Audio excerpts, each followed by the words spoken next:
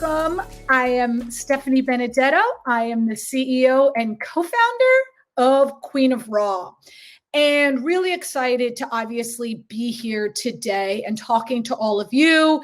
I see people from all over the world, all different kinds of companies, and probably with different perspectives. Some may be more focused on B2B.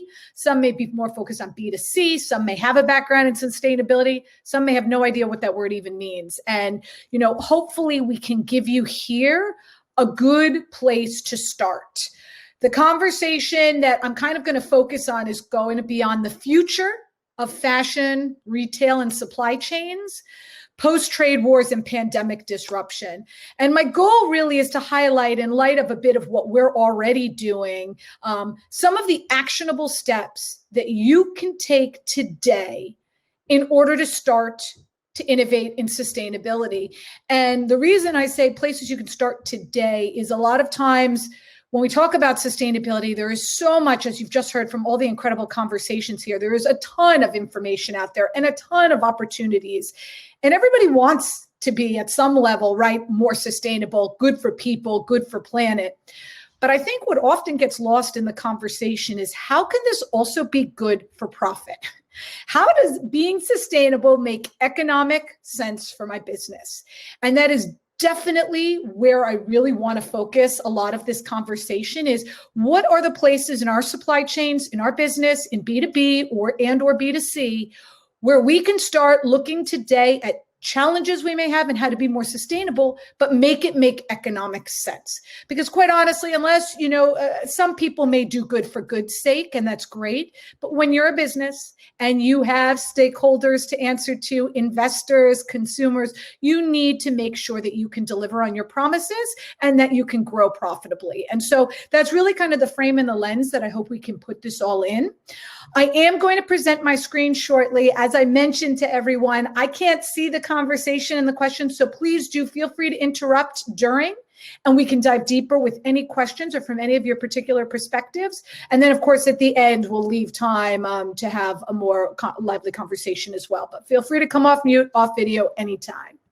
So I'm going to share my screen and we will get started. Thank you so much, by the way, for joining, everyone. Most importantly, hope everyone is staying healthy and safe through all of this.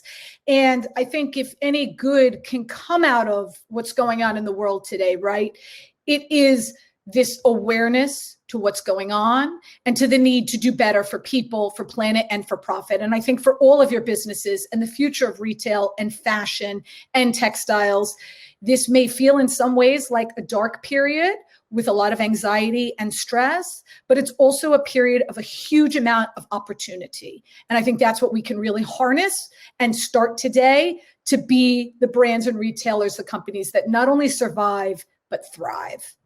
So how are we going to do that, right? What are we talking about? To kind of frame the conversation, I like to start with a very simple, but kind of a bold question. Are you naked right now? You're obviously not, right? Because you're using fabric. Clearly, it's everywhere. You wouldn't be here if it didn't touch you in some way. It's your clothing. It's the material on your chair, the inside of your car, the carpet under your feet, right?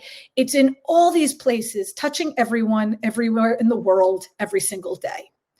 And textiles and fashion, it's clearly where it's supposed to be.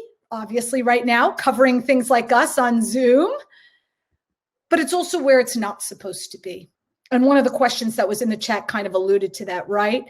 I mean, every single year we've quantified it, and over $120 billion worth of unused fabric, from raw materials to finished goods, just sits in warehouses collecting dust or gets burned or sent to landfill. And obviously with pandemic, right, disruption to our supply chains, and with even before that, the trade wars in China, this problem is occurring now more than ever, right? Closed stores, canceled orders, missed seasons and collections, huge volumes of inventory just sitting there. And it is a problem But I carefully chose in the slide using the word opportunity because there's also a huge opportunity for you and for your business. Before we get into the opportunity, just to kind of put it into a little bit more economics, if you kind of neglect this issue right now and keep making more and worrying about, tomorrow, and you don't look at all of this waste and unused inventory, you are, for every dollar worth of unsold product, up to another $1.40 gets spent per year on warehousing costs. And so if you're not careful and you don't realize it and you don't know about it, these costs are just going to accumulate and accumulate, and you may not even know it. And of course, based on this image, you might think we're kind of just talking about scraps off a cutting room floor. But for some of our enterprise customers, this wasted inventory is actually so massive, it represents up to 15% of their bottom line in just 1 year. And what I do like to say, at that volume, waste, it's not just environmentally irresponsible, it's a CFO issue. And that's kind of where I want to focus this conversation, is on the waste and unused inventory that you may be experiencing today and what you can do with it to survive and thrive. Putting it kind of one example into perspective of how much this can cost you. Many people probably know this story. It came out in 2018 in the New York Times about H&M, and it was burning $4.3 billion in unsold clothes. And I mention this not because H&M should by any means be a scapegoat. They have done incredible work in sustainability ever since, really been leaders and pioneers and partners in innovating in this space. I call it out because it's just the first time that it really got attention in the press and people started realizing that, wow, this is a problem, and we didn't even know it. And sometimes it's a problem, because of poor inventory management systems. Sometimes it's a problem because of changing consumer demands. Sometimes because of trade wars and pandemic disruption, right? So whatever the reason, it's not necessarily your fault, but it's the actions that you can take today that will make you and dictate how you are viewed in the public eye and how this looks into tomorrow. And so, I want to kind of understand a little bit for everybody, and feel free, like I said, jump on in camera or on video if you have any questions, if you want to ask anything. But I won't spend too long on the statistics because I know many people probably know it. But clearly this wasted inventory is obviously costing us a lot of money in our businesses, but it's also hurting our people and planet. Obviously, this is an image of a river in China running red because of contamination from textile production alone. Everyone knows the number, kind of, right? One cotton t-shirt, and it takes an average 700 gallons of water to produce it, and an average 700 gallons of water to wash it in its lifetime, right? That's one t-shirt. We know, and we're a part of it, 2 billion shirts are sold around the world every year. I will mention one interesting statistic from the World Wildlife Fund. And that is that if we continue at the current pace of textile production, by 2025, 2/3 of the entire world's population will face shortages of fresh water and be exposed to hazardous chemicals from textile production alone. And I mention that because when you think about it, we're not talking about 100 years from now, not even talking about 50 years from now. We're talking about today, and we're talking about on our shores. And as much as, fashion and textiles is damaging at the pace at which we had been going to people and planet, it also means that fashion and textiles and the work that you all do literally has the power to solve the world's water crisis and parts of the climate crisis. And when we kind of flip it and think about it in those terms, I think we realize how massively powerful this industry is and what kind of an opportunity we have. I happen to know about this problem and have been kind of keyed into this waste issue for quite a while because I come from a family background of over 100 years in fashion and in textiles. And I won't spend too long on my family background, but here's a little picture of me with my great-grandfather, Pappy. In 1896, he came over on a ship from Austria. He landed at Ellis Island and he settled into the Lower East Side, New York. And he was an immigrant, chasing the American dream. And, he had to make a living for his family. So what did he do?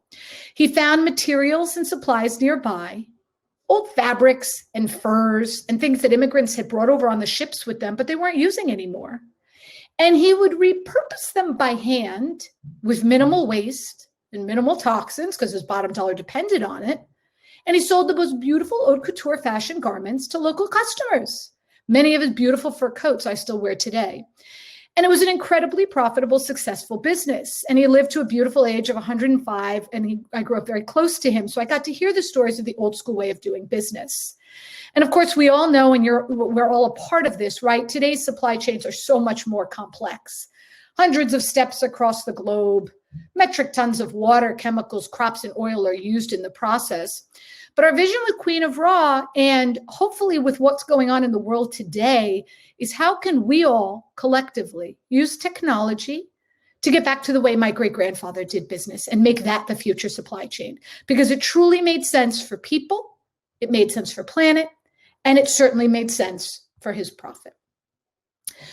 So, we talked a bit about, obviously, the problem. I'm going to dive in a little bit now to how we at Queen of Raw think about the solution, but also with an eye towards what are the challenges in adopting these kinds of solutions, and what are some of the future kind of opportunities for your business and actionable items you can take in order to start to innovate and improve in this area. Here's just a kind of a little bit of a way to visualize what we do. We built a global marketplace, so anyone from a small designer to the biggest brands and retailers in the world can buy and sell their unused textiles, right? Keep all that inventory out of landfill and help them turn what would be pollution into profit, so that all of that beautiful dead stock inventory can be tomorrow's next big, great fashion collection on the runways, when we can get back to those soon. And really our goal also is to try to inspire designers, with mood board tools and things like that, to use dead stock in their creations early on in the design process. Obviously, selling dead stocks gives designers access to materials that they otherwise wouldn't get access to. And selling dead stock for the sellers gives you money, right? And frees up all that very costly warehouse space. So that's kind of what we started Queen of Raw as, and when we first started looking at this problem. But as you can imagine, building a marketplace is great, right? It keeps this stuff out of landfill, but it actually is only slapping a Band-Aid on the problem, right? You've got waste, here you can sell it and make money. But how do you get to the root of the problem? And how do we help big brands and retailers and all of your organizations figure out, why do we have all this waste and inefficiency in the first place? And how can we minimize that waste going forward? That's what I'm really passionate about. That's where we are going, and wanted to tease out a little bit some of the ways we're thinking about that as a business and how that ties into hopefully your business and the future supply chains. Apologies, skip slides. So in addition to the marketplace, as we started diving deeper into this problem of waste, and I saw some people in the questions alluding to having obviously unused inventory and challenges around this today more than ever, we realized that there's a reason that there is all this waste. A lot of it comes from this old school way of managing unused inventory. In many ways, a lot of the world's biggest brands and retailers, and I won't call out any names because, we all may be doing some of this, but they're still managing their inventory the way my great-grandfather did in the 1890s, right? Good old pen and paper, or maybe if we're a little bit better, as you see here, an Excel spreadsheet. And this is one of the Excel spreadsheets from one of the world's biggest fashion brands who we work with. And of course, I understand and we get why we do it and use it and do this quickly and easily. But as you get bigger and bigger, and as supply chains get faster and faster, I think the errors just compound and compound. And for this particular customer who we worked with, managing it this way, it was actually costing them 10 times what they thought they had in unused inventory on the books. And that becomes an even bigger problem, right? You know what you know, but it's kind of a little bit more challenging with what you don't know.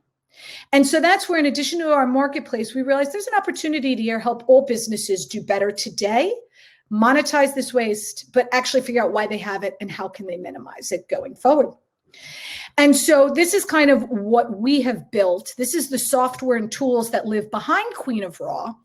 And it allows businesses to, in real time, figure out what you have in waste It actually integrates directly into your inventory management systems to pull all this information into one place, and it can sync back any information and updates to your inventory management system.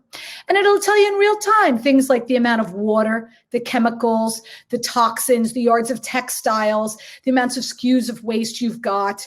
So you can see all of your savings from a people and planet perspective, and also, of course, your ROI and your savings from a profitability perspective. And, it's a lot of fun to obviously be working in this space because there's so much opportunity now that we've unearthed all of this, what was previously dark data for a lot of businesses, and understanding a little bit better with machine learning and with blockchain, where the waste comes from, why you've got it, what does it mean for your business, and how can we forecast and predict better into the future. I'll skip over this just in the interest of time, but we are partnered with SAP. We can integrate with them, among others, directly into your inventory system. And that's important because I think one of the challenges with sustainability is a lot of questions we get, are these kinds of solutions scalable, right? I mean, it's great to have, to sell some waste. But when you're dealing with 10 SKUs, maybe even 100 SKUs, but what about when you're a major enterprise corporation with divisions across the world, suppliers and factories and partners across the world, and you've got hundreds of thousands of SKUs of waste and in inventory moving?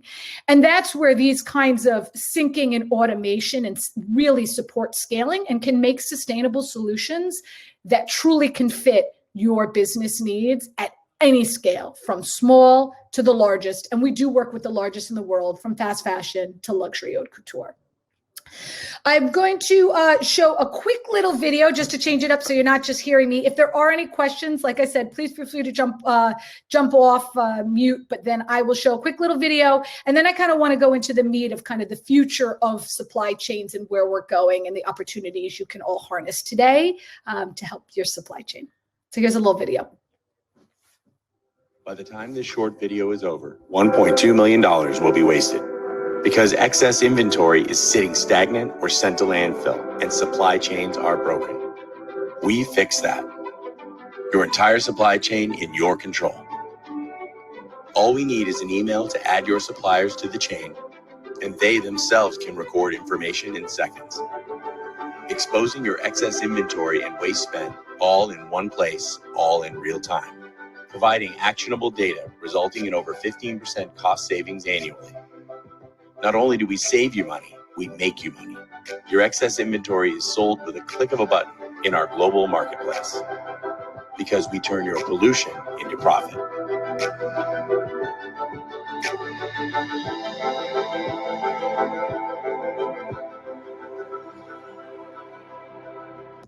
So I'm going to stop and come off for a second sharing because I do feel like I want to be able to see everybody for a moment. Any questions before we kind of jump into the future supply chain? Okay, I see a question from Scott. Is this for fabric only or finished garments? So we started this challenge looking at waste and inefficiencies on the fabrics. And the reason we did is because I saw so many incredible solutions out there dealing in finished goods, or so I thought, right? There's the Real, Poshmark, Depop, ThreadUp, StockX, all of these businesses dealing in finished goods. But I felt like nobody was looking at the systemic issue up the chain, at the raw material waste. And I believed that if we could figure out why we have all this waste up the chain, that would inevitably help us solve the waste issues down the chain. Well, since we've been growing the business, we get this question more and more than ever before about dealing with finished garments and being able to sell large volume and being able to track it better. And so now, to answer your question, Scott, yes, our technology supports finished garments. And I was going to talk about it a little bit later in the conversation, but we can actually connect the QR code or the RFID thread in that finished garment to the Queen of Raw system. And you can see either if it was made with Queen of Raw dead stock and the impact that garment had, and continue the conversation down the chain to your end customers, all the way to the end of life, and telling recyclers what to do with that garment, what it's made of, and what you as a brand want done with it. And I think that just starts to unlock up and down the chain opportunities getting to that ultimate end-to-end transparency, which I know we're all really working towards. But again, you don't know where to start. And that's why I always tell companies, looking at your waste is the perfect place to start with sustainability, because it's stuff you've already got today, right? That you're not using. You can make money selling it, and then you can start to understand why you have it and how to minimize it and be more efficient. And once you've unlocked more dollars that way, then you can put that money back into your supply chain and fixing other areas and going further up and down the chain. But I don't want people to get stuck in the mud with their businesses and not know where to start, because you have this vision of end-to-end transparency and we have to be 100% sustainable, by 2030, and you don't know where to go or what to do on day one. And to me, this is the place to start on day one. Any other questions before we kind of jump back into it? I'm happy to take it, or like I said, feel free to come off video. Let me see if I see any other ones. Cool. The other thing I will mention is in terms of how we think about it, it is a global solution. So, we want to connect the dots with our inventory, our supply chains, and raw materials, and as they move around the world. So we are on every continent and growing. And I think that's important because it helps us understand, especially with parts of the world like what's going on right now with trade wars and the coronavirus, when there are certain areas of our supply chain are impacted by disruption, how can we prepare better for it? How can we know where in the world our inventory is in real time at any given time and avoid future areas that may be impacted by disruption, which we inevitably will have? But we'll be better prepared because you'll have the data and you'll be armed with the information and know how to innovate in that way quickly and easily and respond to those challenges.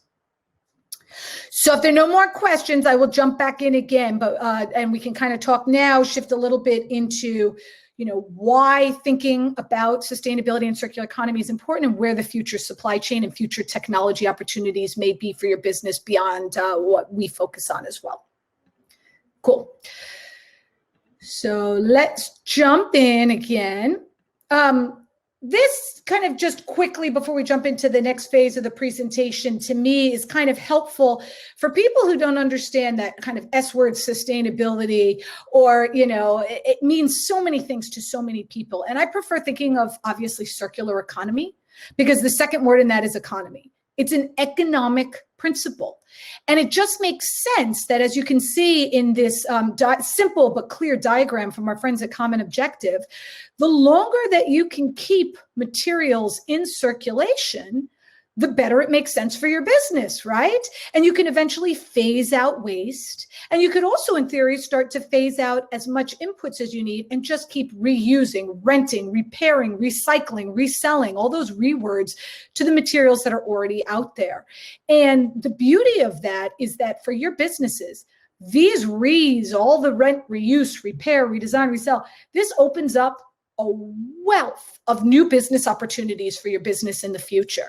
These are very valuable economic opportunities and business models that you as a business, whether you're small or large, can start to adopt today, create more transparency and relationships with your end consumers, and also unlock huge dollars by getting in on these games and taking advantage of these opportunities. So again, you're making more money by getting into these new areas and opportunities while also doing good for people and planet. And how can your stakeholders and your consumers or anyone say no to that, right? It truly becomes a win-win-win. And so, I think this is the kind of business models that we should be thinking about in the future, and building around this and connecting industries, not just fashion and apparel, although that's what we're here talking about in retail, but other industries too, right? I mean, automotive, aviation, computer electronics, consumer goods, they all use materials and textiles. Why can't they benefit from this process and using some of what we're not using, and we use some of what they're not using? All interesting value adds and opportunities, I think, that we should be thinking about. So kind of why does any of this matter now, right? It's profitable clearly for you to get involved in these sustainable business models, thinking about selling waste, thinking about getting in on reuse, resell, recirculation, recycling, all the things we just talked about. But it's also clearly good, as we started this conversation and why we're here, for people and planet and sustainability, right? And if you have that strong commitment to sustainability, the thing with social media and what's going on in the world today is people are going to remember. They're going to remember the acts that you and your business took during challenging times, and they're going to support the good acts, and they're definitely going to call out the bad acts. And so it is more important probably now more than ever, when everyone's at home, on Zoom, on their phones, on social, to making these kinds of commitments and doing good. Here just kind of shows you a little highlight where we have already had a global impact. We've saved well over 1 billion gallons of water, and we're just getting started. And I mentioned that not just because we're really proud of that. It's actually enough clean water for 1.43 million people around the world to drink for 3 years, which is awesome. But also because it shows that the small acts that you and your business can take have a huge, massive impact when we add them all up. And so for all of that unused inventory, even just taking a portion of that and starting to monetize it, to figure out how to minimize it, it adds up and it has a big impact. And those are numbers that you can quantify and you can share with your stakeholders and your customers. Another question we get a lot is, well, is there a demand for this? Do people want all this unused stuff and sustainable stuff? Well, at Queen of Raw, we haven't spent anything really yet on PR, marketing, or advertising, and we have well over 250,000 buyers and sellers, and we're growing. So, and we've been growing rapidly through COVID. We've seen 123%, I think, increase in number of transactions and massive growth in our user base with no additional spend. So there's an opportunity here with e-commerce, with digital, with sustainability to be able to make more money, but also do good for people and planet. There is a huge demand for it. And we've rescued millions of yards of fabric. So, whether you have 1 yard or 1 million yards, whether it's raw materials or finished goods, there are opportunities and ways people can help. Whether you want to sell it, whether you want to donate it, whether you want to work with one of our recycling partners for responsible disposal, all of this is possible now that we've built this ecosystem and we're all here together to help. I'll just touch on this really quickly because it's where I think we're going with future supply chains. Of course, selling dead stock is great for you as selling it, making money. But why should big businesses turn around and buy dead stock? And I mention this because a lot of people don't automatically think about it, but some of the world's biggest brands and retailers have bought large volume dead stock from us. Why would they? Well, when you use waste and unused inventory, you get discounted price points, right? Stuff that's readily available away from areas impacted by disruption.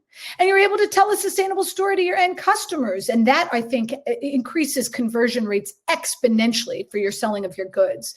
So the future supply chain and where I think we're all going through this pandemic is definitely one that is going to be more on demand, more local, and more sustainable.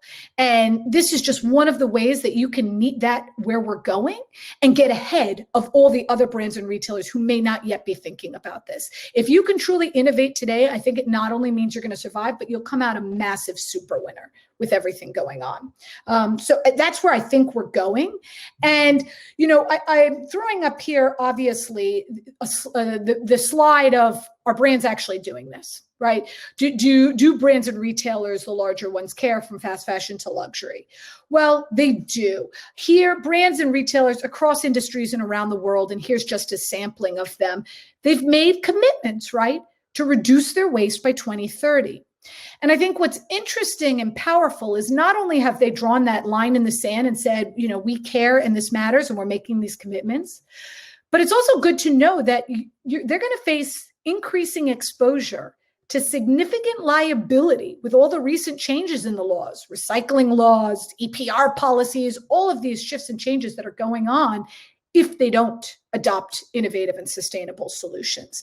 And so that's, it's not just about being sustainable, and it's not just about selling waste and making money, or it's also about changes in the laws and public perception. Here's an example in case anyone is based in New York that we are a founding member of. It's the New York Circular City Initiative. We came together with New York City government, with the enterprise corporations you see here, including H&M and Unilever, and a number of investors and non-for-profits. And we said, okay, what does it look like to make New York City circular in the coming years? And we drafted a publicly available white paper to show how much money can be made and saved and how many jobs can be created just by the city going circular. And that's one city in one part of the world. So if anyone wants, please feel free to take a look at it. It's just a showing of people coming together, even today, even with everything going on in the world, to make these kinds of commitments, to work towards changes in the laws, but also to show the economics and the profitable opportunity of doing this.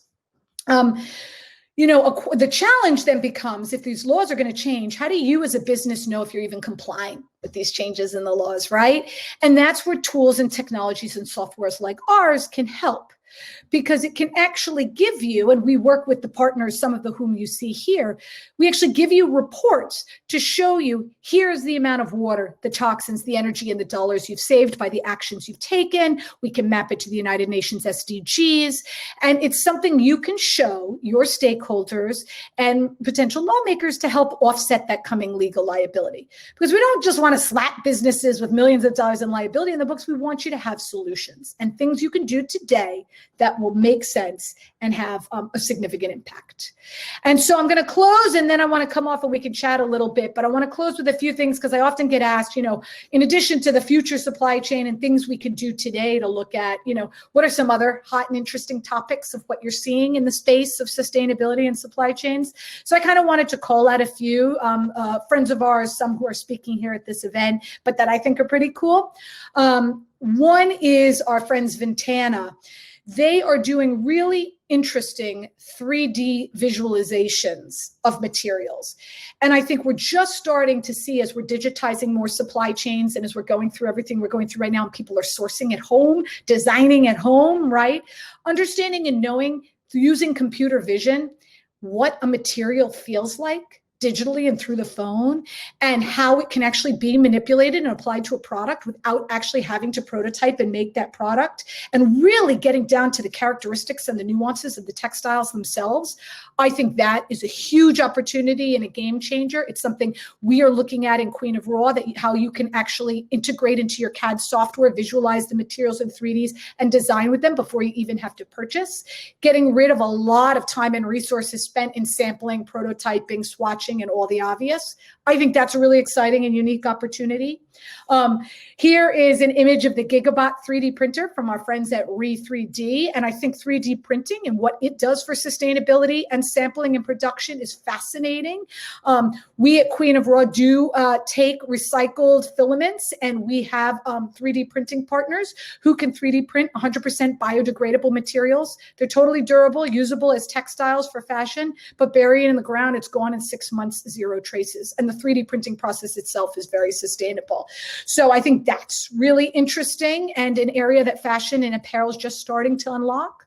And the final thing, they're here today, is our friends at Eon, and giving products digital IDs and connecting, like I mentioned, that RFID thread or that QR code to the journey and the story through Queen of Raw or elsewhere of how that product moves.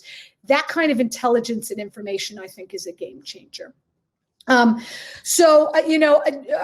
The last thing I'll say, and then I'll come off of slides, is, do people care? Well, the latest McKinsey report, and if anyone still doesn't believe, I think it just showed more than ever, consumer expectations of brands are dominated by these social and environmental responsibilities. They care about the health of employees, how much the workers are paid, the impact on the environment, e-commerce and pricing. They care about this, and they're willing to act with their dollars. But it doesn't mean that a sustainable product automatically has to cost more money.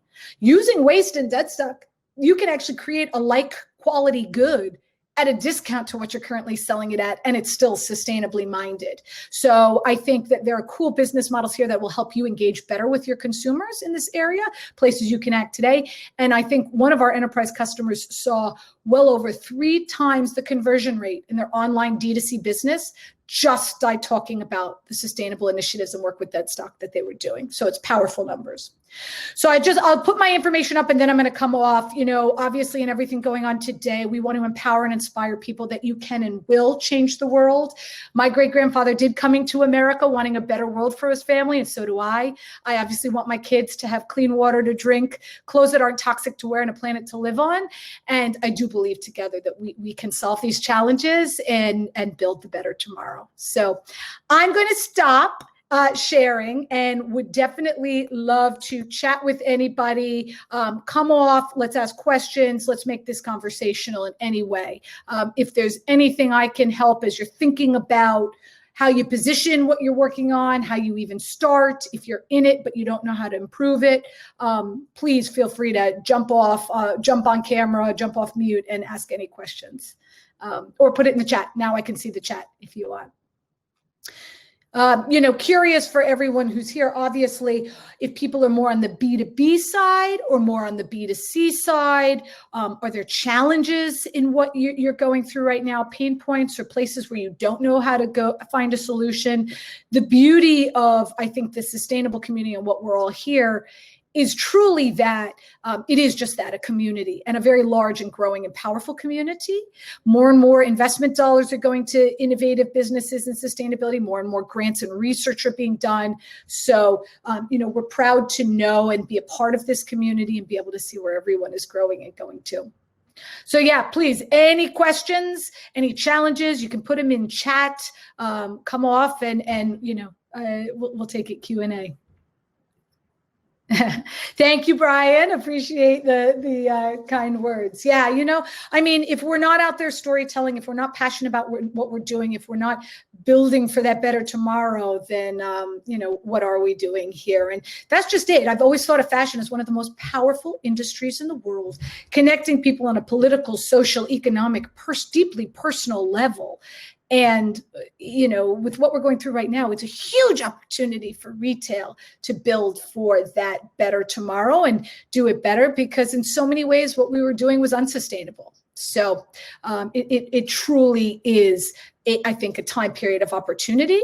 But understandably, I'm sure a lot of businesses out there, as we kind of mentioned, you're worried about how you're going to survive today. How are we going to, pay our workers? How are we going to manage all of these canceled orders, closed stores, missed seasons and collections? So hopefully you've gotten some actionable and tangible advice of what you can think and work on today. Please do feel free to reach out. We're here to help. My community is here to help. And if there's anything we haven't thought about that's a challenge for you, but something we can start to think about connecting the dots, we would absolutely welcome it. Celeste, thank you so much for the kind words and appreciate it.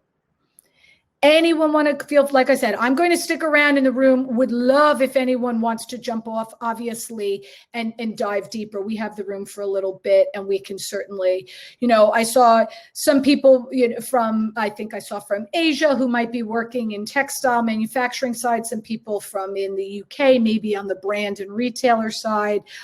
Definitely let us know in the chats who you are and what you're building, and happy to help tailor a little bit how we're thinking about it, for sure. But otherwise, thank you so much. It's been a pleasure, and really excited to help in any way as we grow towards this future. Question, Chris. Hey, Chris, my buddy. Do you feel that the COVID lull in retail shutdowns will increase supply and receptivity to the platform? That's a great question. So, before COVID and pandemic disruption, I first started looking at this issue of waste and unused inventory in 2014 with my core team. And we'd go knock on the doors in the fashion district of all these large brands and retailers. And, they kind of got it, but they felt of it as a nice to have and not a have to have. And there were a few early adopters and big brands and retailers who understood what we were doing, saw the economic potential, and who came on board early on. And we're really proud to still be working with them. But there were plenty of no's, and like any startup, right, when you're innovating in a new space or doing things differently, plenty of no's, plenty of old school way of doing things, and for plenty that this was not top of mind. Well, fast forward to today, and I'm very fortunate that a number of those no's have since turned into yeses, that, they realize now more than ever the need to digitally innovate in this space, to avoid future areas that may be impacted by disruption, to prepare for this future supply chain, and the need to make money. And quite honestly, right now with all these canceled orders, there's a ton of inventory out there. You're sitting on a gold mine. And how can we monetize it and then take that money and put it back into preparing you for that future supply chain we talked about and what the future of tomorrow looks like? And so I think if anything good can come out of this COVID pandemic, is people having woken up to these issues. And in some ways, for big brands and retailers, it forced the hand. They have to innovate today to survive and thrive. And, I think it did. It sped up what the fashion industry was was already getting in some ways to an unsustainable place by all definitions of that word.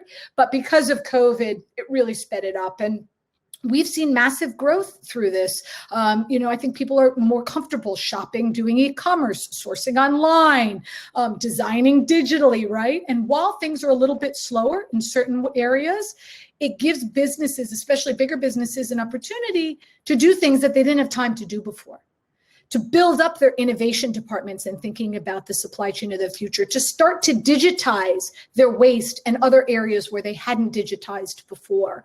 And by doing that, it's something that they probably wouldn't have thought about, maybe not even for another 5 to 10 years, but they have to now, because it is a matter of survival today, but it also means coming out and the thrive tomorrow. I think I also read an interesting article in the latest McKinsey report showing about the super winners who dominated in value creation and in dollars through COVID. And at the top of that was I think it was Nike leading, Inditex and Zara and LVMH. And just looking at what they talk about, what they're doing in sustainability, how they're thinking about things, there is a reason that some of these businesses are able to, through this economic downturn and period of uncertainty, dominate in value creation and build with an eye towards the future and actually grow, not shrink. And so I think COVID has opened up again some opportunities for adoption of our platform, but also for this movement in general, and opportunities in what you're all working on and doing to innovate in this space, for sure. Thanks, Chris, for the question. Any other questions, or anyone want to come off on video? I know it's always on Hopin a little bit of a funny, but feel free. We can chat. We can dive deeper into a little bit of how you're thinking about it. One thing I will mention while you think about it, if you have a question, is calculating sustainability. Right? As much as that S word sustainability means so many things to so many people, and it's very challenging to define, figuring out the metrics and the calculations you need can feel daunting, and it can feel scary.